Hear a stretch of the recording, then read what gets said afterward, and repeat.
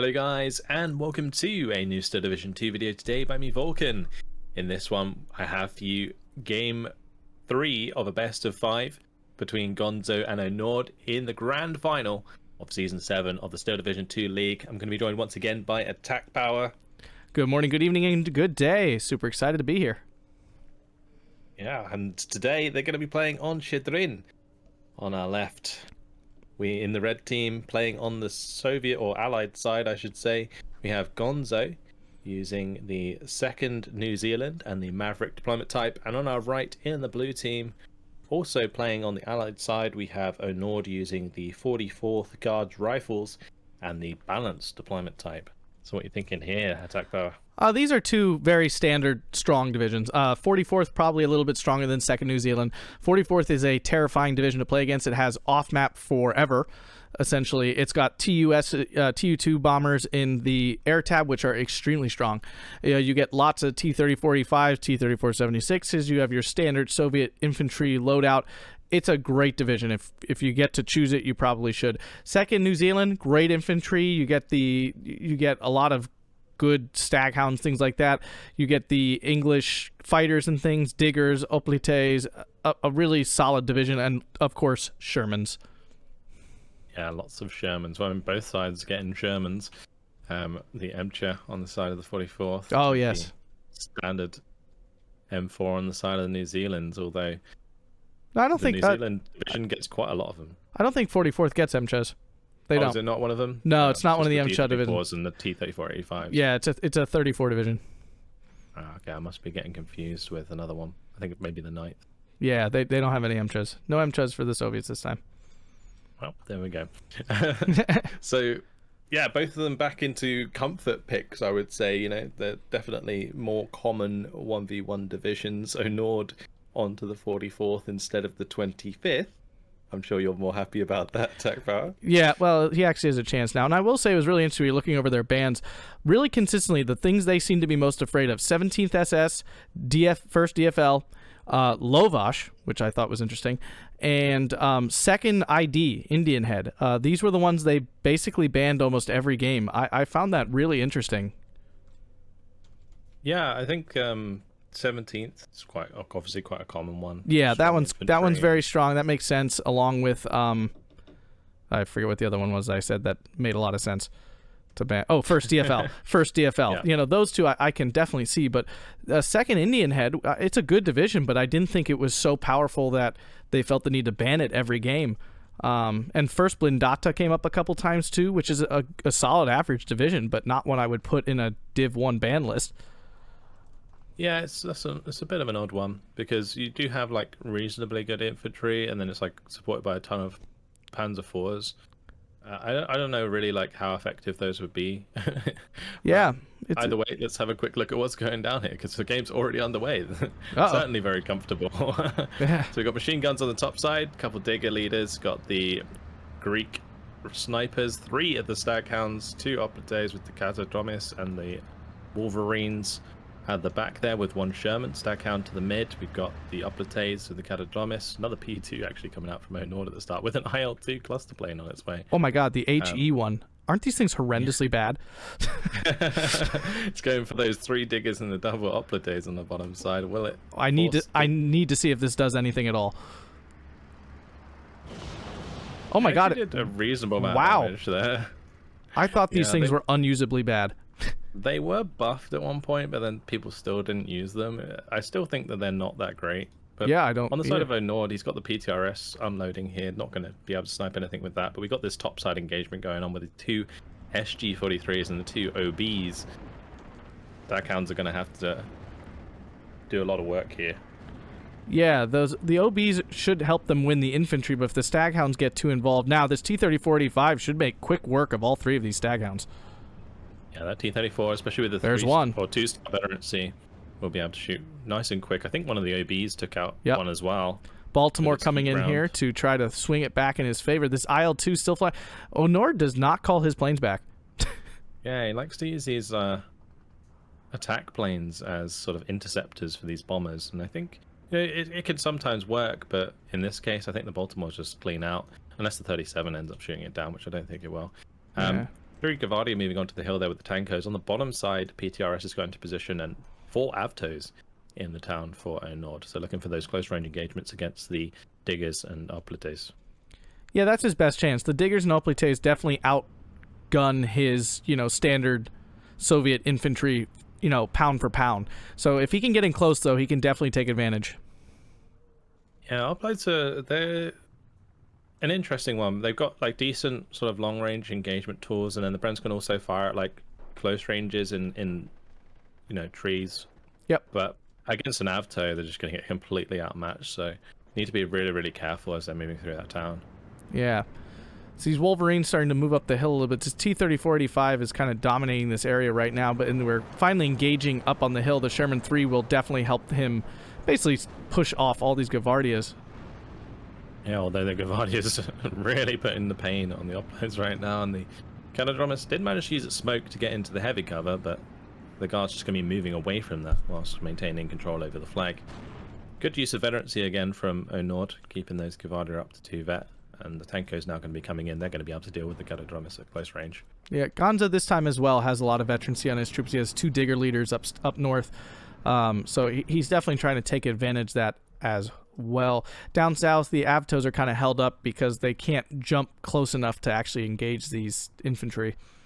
Yeah, the Avtos have to be really careful. He did well getting them there early on and into position, but as they jump between buildings, that's when the Diggers and the Oplites can really pounce and do a lot of damage. Our first TU-2S in the north, and there's no AA cover yet, but we do have some 2 Bofors coming in for Gonzo. That's going to be landed on the Digger leader. Almost took it out, but didn't quite. Tankos clean up the Canadromus, which gives over the flag on the center area at the top there. Still just 12. Just doing a good job getting these recon information going. Oh, yeah. Still just 12-12 because Gonzo's exerting some control over this flag in between the 2 hills. Yeah, and the double 3-star MGs, that's nasty. MG42s there ripping that Tanko up, and also the AT gun. M10s are having a go at the T-34. And unfortunately, he has his APCR on, but he did get lucky and gets an armor crack crit. Wow. That was really, really lucky. Yes, it was. And another one? What? He did it twice. Oh. PTRS got a shooter kill onto the stack out too there. Wow. That is very lucky. The RNG gods are blessing Onord right now. Yeah, I'm starting to remember what kind of division this is now as the SU-152 comes in to support and does absolutely obliterate one of the HMGs back there. Yeah, that was something. Yeah, for newer players, you really should try to turn off the APCR on your tanks, especially when you're fighting against tanks that don't have very much armor, because you're not getting a lot of benefit out of it. I mean, unless you're going to get super lucky and every single shot you fire is an armor crack crit. Yeah. I mean, you do get slightly more accuracy on APCR. It's actually 10% more accuracy on a T-34-85, which is quite significant. But at that closer range with 2-star veterancy, you're probably still better off. Yeah, on the AP. A little redundant. The consistency is probably more reliable than the luck factor. I can tell you, I never get that lucky. Let me tell you what. that was incredible. That actually was incredible. I know what we're going to bring up. I was going to say this Gavardia to push the middle back, but it doesn't look like he's going to.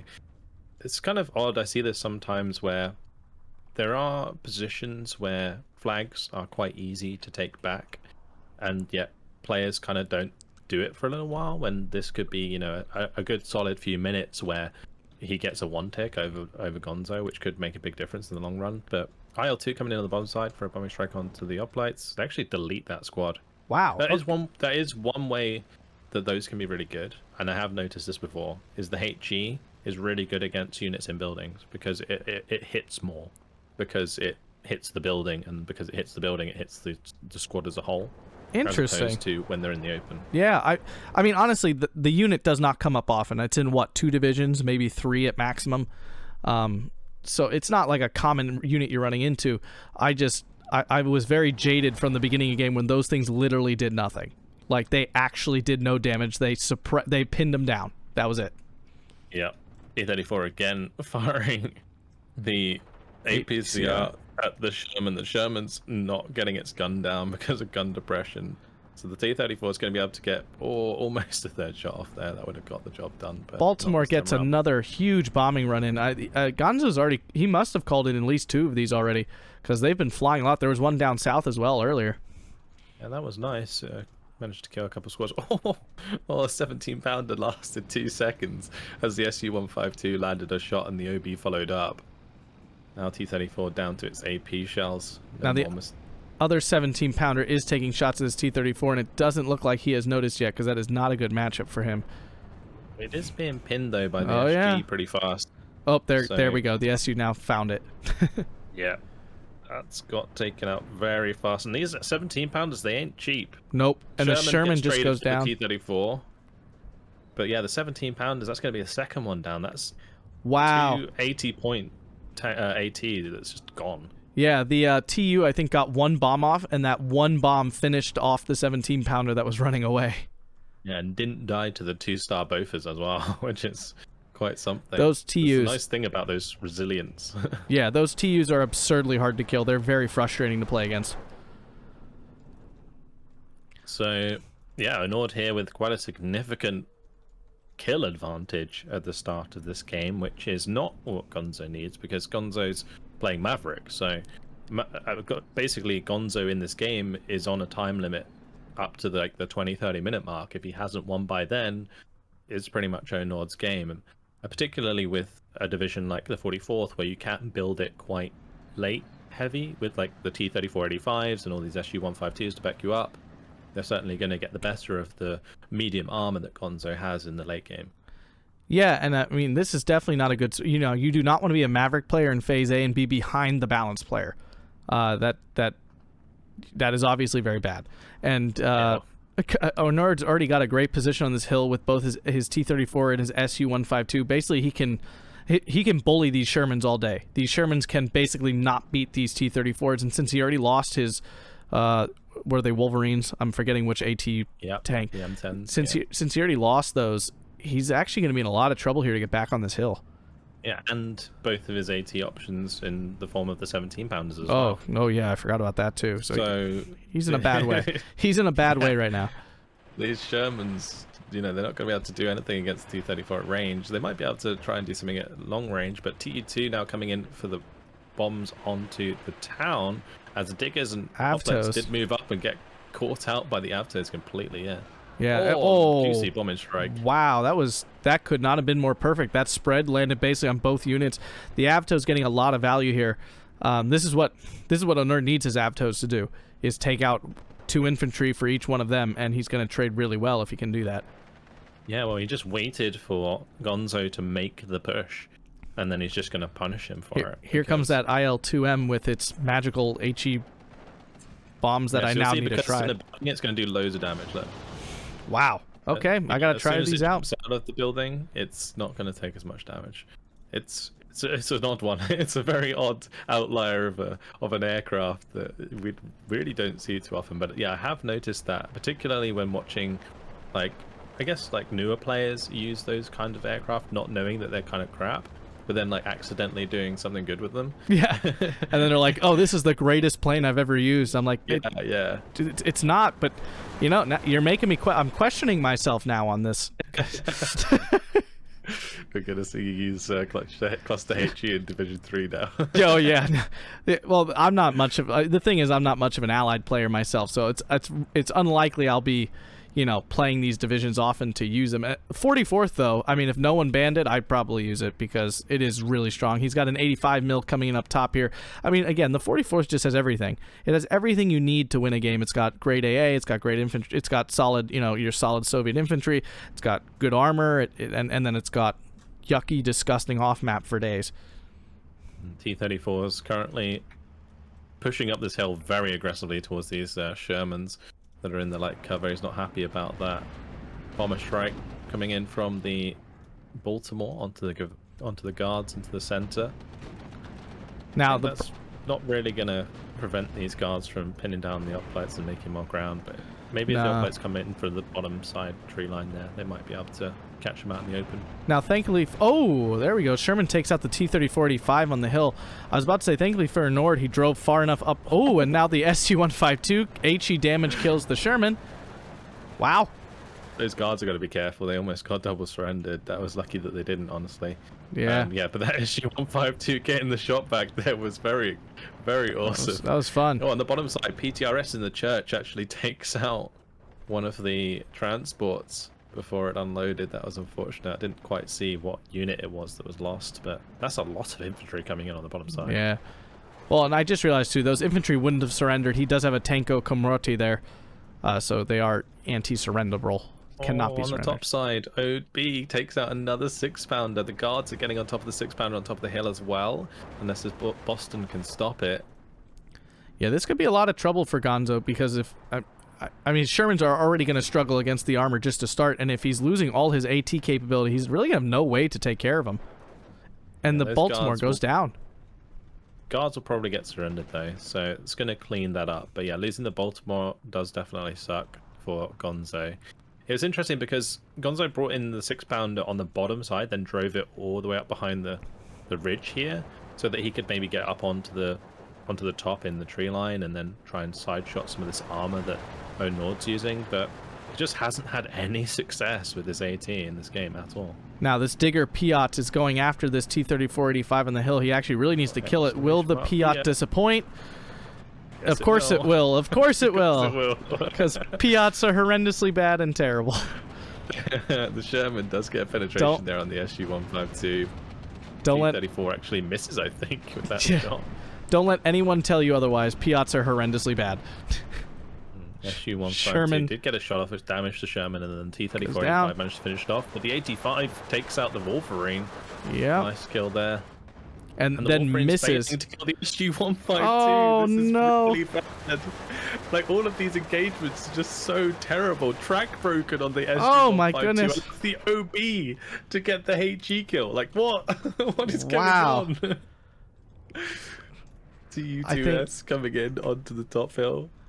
I think the game has decided it wants to see Onord go to a game 4 here, because this is ridiculous. Here comes... Some of these engagements are just so unbelievable. Nice kill by the TU2S. Yeah. Flamers might do something against the uplights, but we'll see. Yeah, I do want to warn newer players who are watching this. Some of these kills are not normal. Do not think your SU-152 is going to go kill tanks all the time. It's not how they work. That's not how they work. And now the T-34-85 has this like lovely vantage point from the top of the hill, which might get countered by the 4 Wolverines. I think Gonzo's had enough.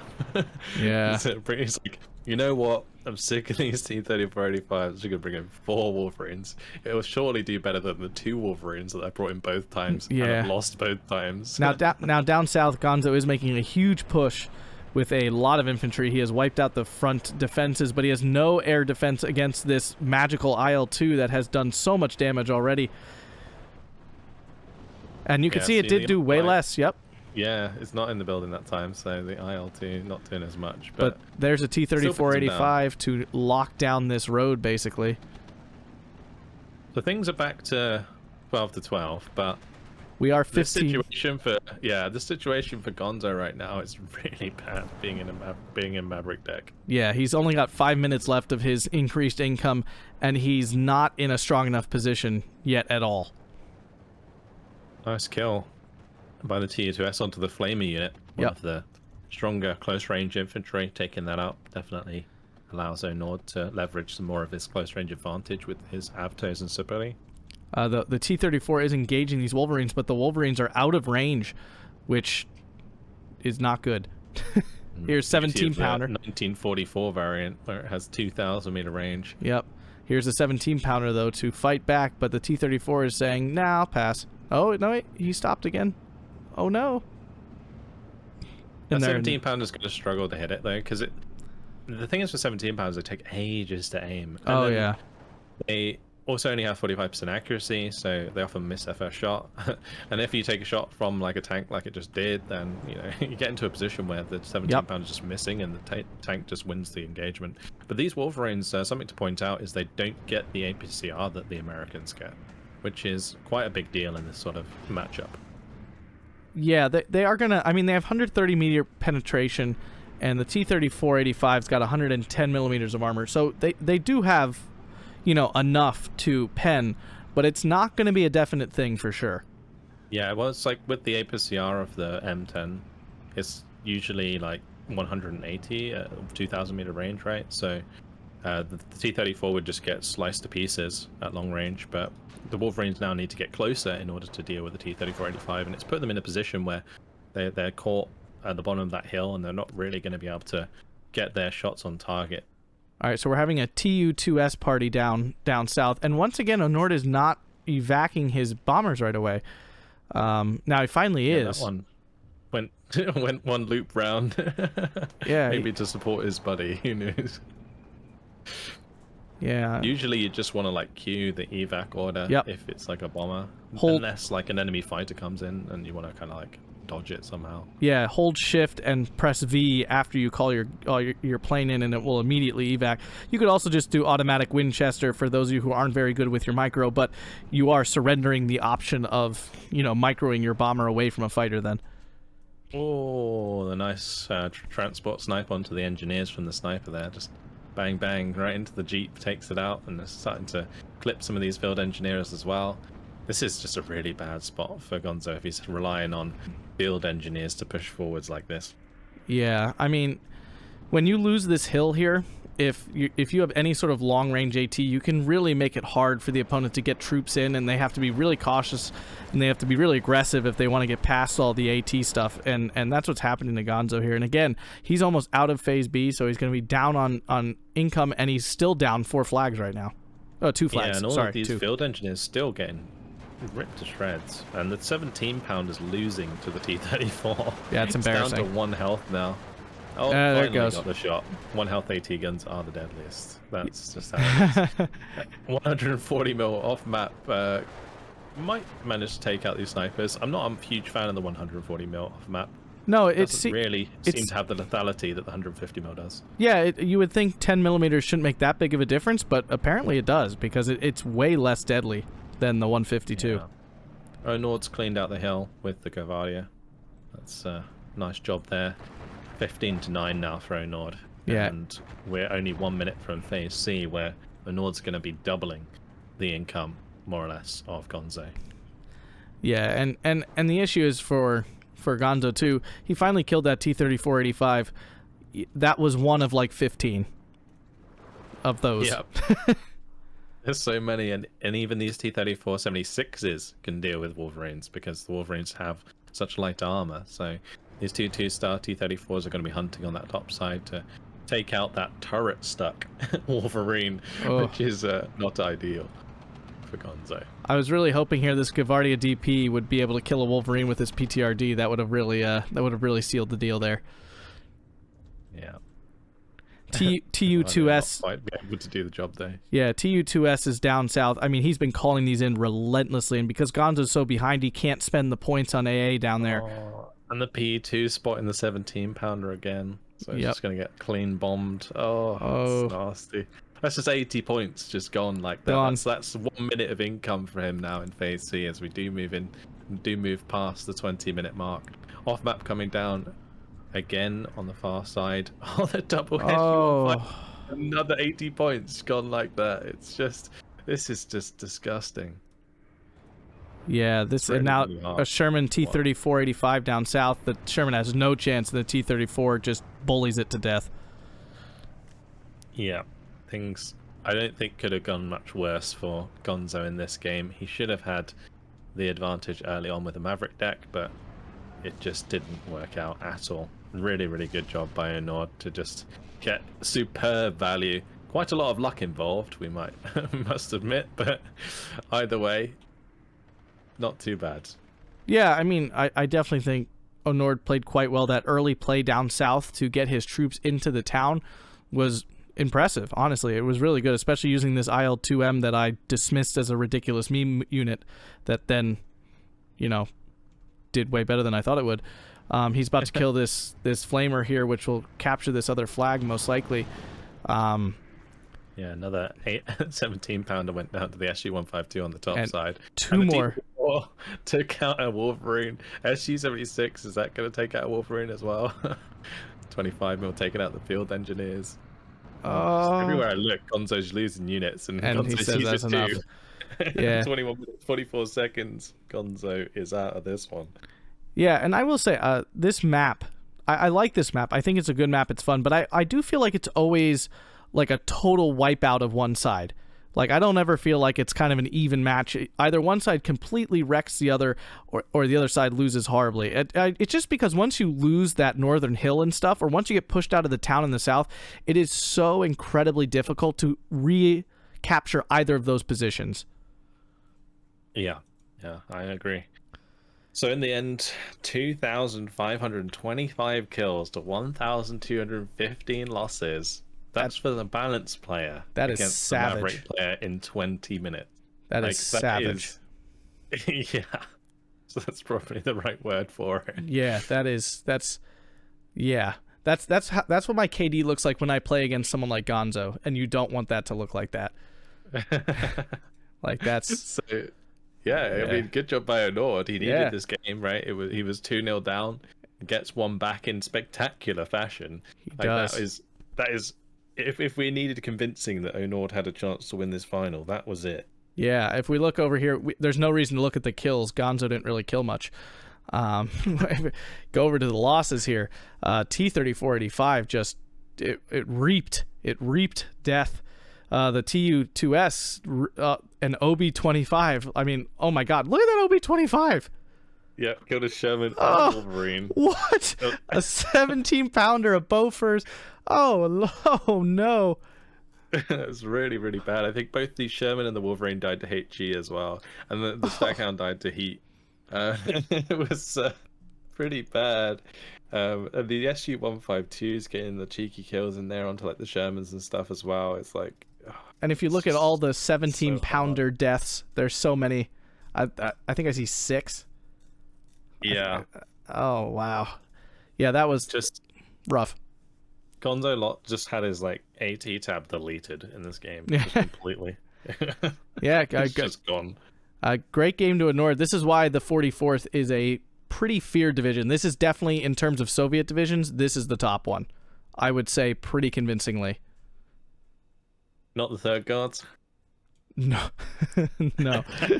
Not anymore. For those who don't know, Third Guard Tank Corps used to be the division. Like, of the entire game, that was the only division anyone ever wanted to play because it was so darn good. Now you don't even see it anymore, ever, in 1v1. It's kind of hilarious how things have changed.